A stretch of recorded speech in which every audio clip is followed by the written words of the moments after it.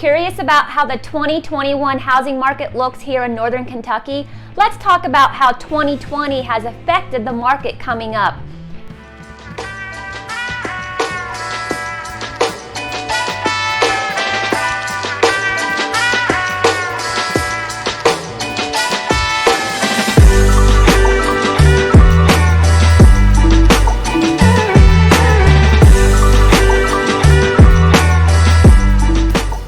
Hey, Amy Allwell here with Keller Williams Realty. I'm sure you've been hearing it's a seller's market, but what determines a seller's market and how long will it last?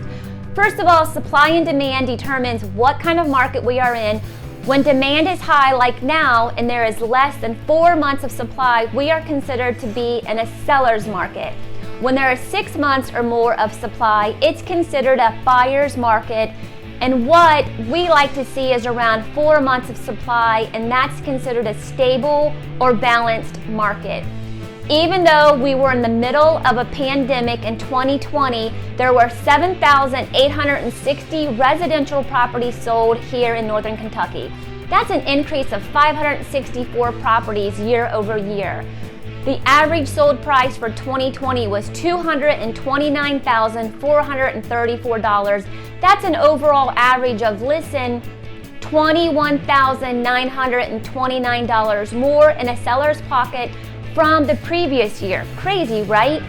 One of the biggest factors is the low historical mortgage rates. Even with limited inventory and inflated prices, a buyer has a lot of buying power when rates get down in 3% or even lower range.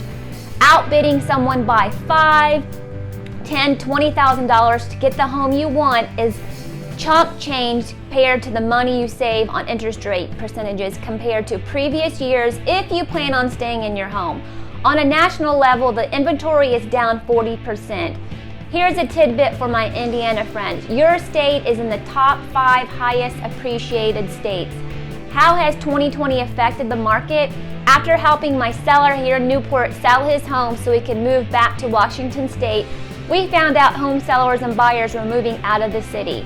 Since COVID hit, it has changed the way we live currently, and people are working from home and moving out of the big cities into more suburban or rural areas. Dallas, Texas, New York, DC, North Carolina, Arizona, and Louisiana have seen the biggest movement cities.